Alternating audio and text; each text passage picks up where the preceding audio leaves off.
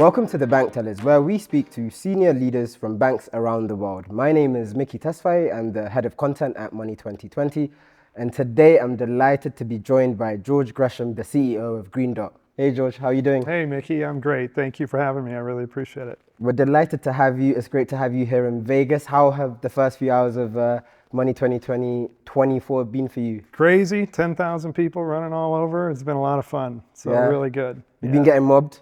Getting mobbed, yes, but it's a good mob. Love to hear it. Yeah. So George, let me ask you by getting you to look back for a second. As the CEO of Green Dot, what would you say has been one of the most defining moments in the company's growth journey so far? Was there anything, a challenge or an opportunity that really stands out when you think about, where you are today? It's a big question, Mickey. I mean, there's been so many of both challenges and opportunities. I mean, the company's 24, 25 years old now. Wow. Was a innovator, started whole lines of businesses in our country. And then became a very complicated set of businesses that we were trying to run. And so in the most recent period, what we've been trying to do is kind of disentangle that complexity and then repackage it into a set of services that we call ARC, which is our go-to-market brand for embedded finance. And that's a platform that helps businesses bring financial services and value to their customers. So that has been the focus of our attention for the last 2 or 3 years. And we still are on that path, but it's been both a great opportunity and had some challenges along the way. No doubt. I mean, it's incredible to hear you've been around for 24 years. I'm sure for many folks in the Venetian today who are at Money 2020, right? Like Green Dot is fintech and fintech is Green Dot. The kind of reputation you have as being one of the very earliest players in this space, and to kind of be going through that now, especially with the embedded finance side, it's an incredible trajectory. What's been the secret sauce to making all of that happen? Like, what's been the secret sauce to that longevity? Because fintech, despite all the excitement, right, there's a lot of that longevity is very hard to have. There's a lot of companies that go bust, right? So. Yes. Well, we founded an industry, general purpose reloadable, in retail, really had no peers for a long period of time. And then the founder of the company was an early leader in acquiring a bank charter. So that was now 10 years ago, 11 years ago. And that particular effort, which is no small task to accomplish, gives us an important differentiator in the market. And then what we've done is been able to layer on services associated with embedded finance as we go. And now we have a differentiated set of capabilities is really hard to replicate because companies aren't running around getting bank charters.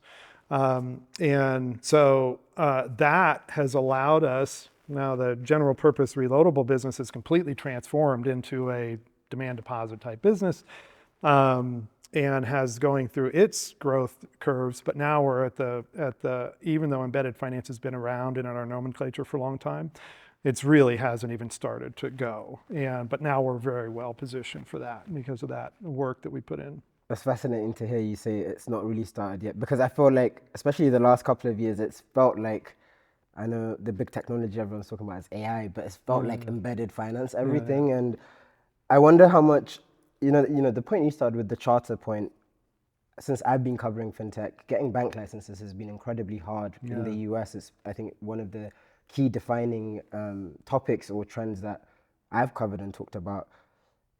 How much is that really playing into your hands now today as a company that's achieved that, especially in light of what we're seeing with embedded finance, where the trust piece is now becoming so critical and so important, and that actual regulatory clarity and responsibilityness is coming top of mind? Let me break it into 2 parts for you. So one, we have the market, the total addressable market, the appetite, the raw appetite for businesses to bring incremental services and value to their customers. So embedded finance is an obvious way to accomplish that.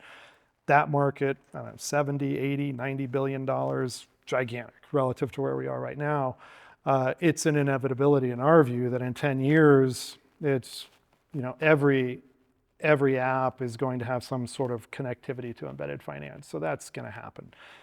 Now, what tempers that is a regulatory framework. Now, back in the day, you and I both know that there's an approach to embedded finance. It's a regulatory arbitrage approach. I'm going to set up an entity in a bank and they're going to be separate and the bank's going to get regulated and my fintech is not. That model's going away. And the regulators are going to continue to focus on treating that model the same way they treat a fully integrated bank like our model. So we're highly regulated, we embrace regulation, we want to be very, very good at complying with regulations, and we want that same treatment in the industry. That's also inevitable. For have that 10-year vision to happen, you have to have that regulatory normalization happen too. I think that's such a fascinating point about like the dual pieces that have to work together to achieve that end purpose, right? We've talked about a bit about embedded finance, but I guess I want to ask you, I'm not even going to preface that technology, but I'm going to ask you what the biggest technology you're thinking about right now is. I'm assuming I have an answer in my head, but I wonder what you want to say. I don't know if I'll match your answer or not, because it's not about any particular technology.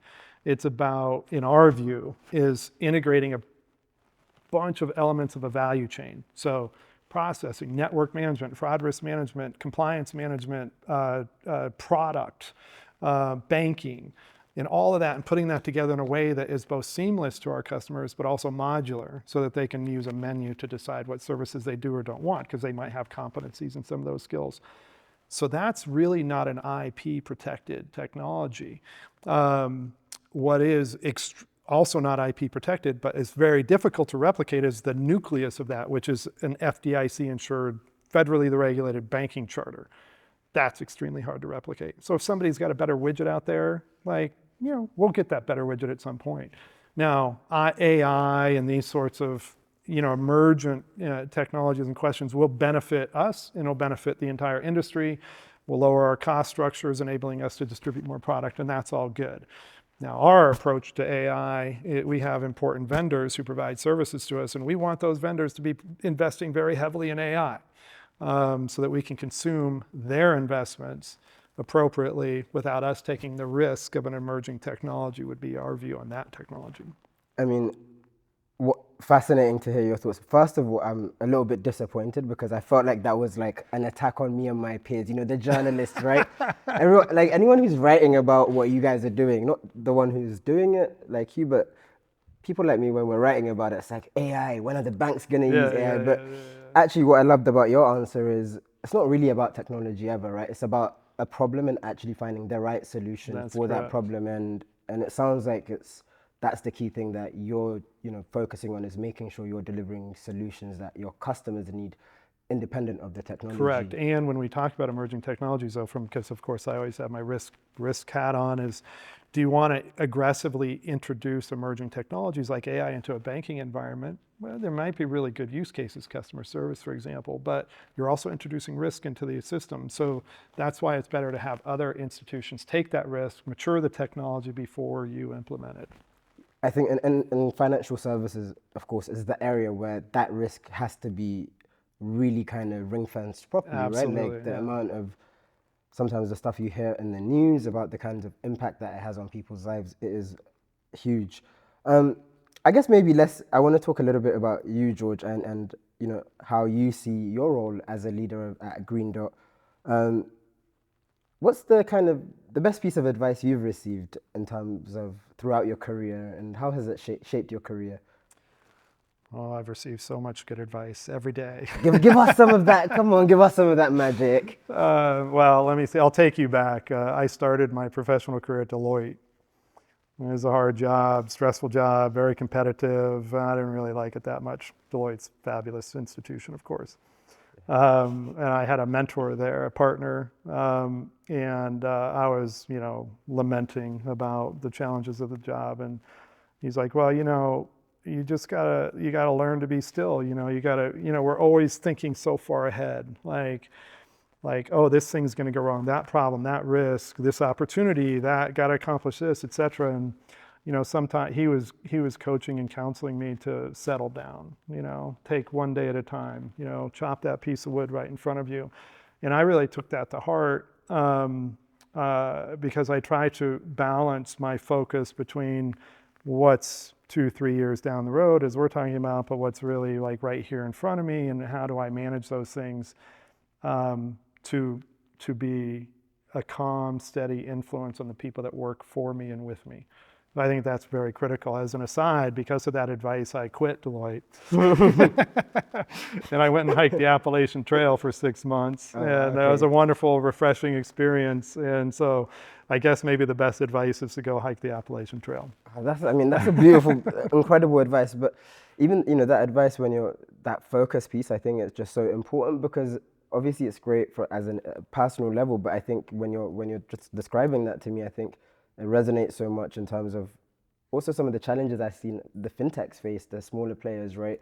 Yeah. Where in recent years they were spread so thin, and focus was difficult to have, so that ends up having a challenging effect later on.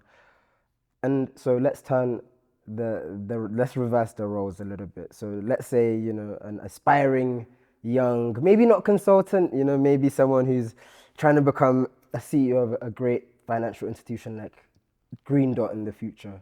What advice would you give them? Well, I guess I would take my lesson, and I've learned it, and I would try to share that lesson with people aspiring in their career. They're going to be aggressive. They're going to want to be successful. They're going to be competitive. And most of those characteristics are very good, but they also need to stay calm about what they're trying to accomplish. They need to do their job well. And so when I think about leadership, because what is a CEO but somebody who's put in a position of leadership is, I want to be a source of stability, of truth, of rationale for the people that I work with, so that they can have space to do their job well. They need to do the same thing for the people that work for them. And if we can all do that in our organization through 1,000 people, we're going to be in a very good place. But people do get anxious and impatient with their careers, and I understand all that. But all these good things unfold for good people, even if they're impatient about it. So sometimes you've got to, do the hike, but maybe take a minute before you decide to just go and do it, right? That's better put. Yeah, balance out a little bit. Okay, incredible set of insights. In 15, 20 years, if I'm not a CEO, I am going to be coming back to you and George. Awesome. I want to move us on to a few set of rapid fire questions. I want to put you on the spot. All right, okay, I got the So the first question, I'm already feeling like I might have an idea, but if you weren't in fintech or financial services, what career would you have pursued? I started my undergraduate program as a gift, pursuing a degree in forestry. Forestry, wow. Forestry, yeah. So I think I may have been a forest ranger. It's just one step take away from being a banking leader, right? Almost exactly the same. I know. It's all right. If you could describe your leadership style in 3 words, what would they be? Well, I think I work very hard to be honest, to be transparent, and to be steady for people. And that is like really basic, really fundamental, not glamorous, but I think that's what it takes to run a complex organization. You cannot be the opposite of those things: dishonest, erratic, volatile. I think that's very corrosive for an organization. So I work very hard to keep calm on the surface while all the terror and fear is going on the inside. The fear are still hiking those mountains, right? But I think that's amazing, because honestly, that's also what money is, right? It has to have those characteristics. Yeah, that's an excellent point. Right? Excellent Transparent, point. honest, and our primary value is stewardship. And we have that value because of the exact point you're making, that we take something super important to you and you're trusting us with it, and we protect it, and you have to have confidence in us. And all the characteristics of developing confidence. And so that's exactly right. And you were super well put. Yeah, I think the calm piece sometimes, like with money, right? I don't mind if my Bitcoin is going up and down, but I want my US, my dollars to kind of be kind of consistent, All right, so the last one. What's the first app you check in the morning? Strava. Which one? Strava. I don't even know it's Oh, Strava. it's a competitive athletic app. So the way it works is you know if there's a 5-mile run you do every day, you know there's 1,000 other people doing that run, Yeah. and they all time themselves. Oh my God. So now you can compete with them virtually, right, based on their actual times in the real world. So it's all about competing on biking or running or whatever the case may be. And so, yeah, I'm quite interested in how I'm doing on any given day. So I think the one thing that we obviously missed on is like leadership. Is you have to be competitive. No, Like I feel like even finding a reason to compete in the morning. I'm trying to go for a run, and you you're gotta like, strive. You gotta strive. Yes, for sure. I mean, George, thank you so much for what's been an incredible conversation. Before we end this session, what's the one thought you want to leave our audience with about Green Dot and about the work you guys are doing there? Well, thank you for that question. I mean, Green Dot is an amazing company with an amazing, innovative founder legacy. And that tradition is continuing. Gone from GPR to DDA to embedded finance, ARC, our new brand, which we're leading into the market with. We think will be transformative for both us and our partners. And so I want to thank you for the opportunity to share those thoughts with the community. Thank you, George. And if you are unable to find George on our floor, you might want to just race him somewhere, and you know, then you can kind of. Luckily, I'm not too fast. Well, folks, thank you so much for joining us for this episode of The Bank Tellers. We'll see you next time.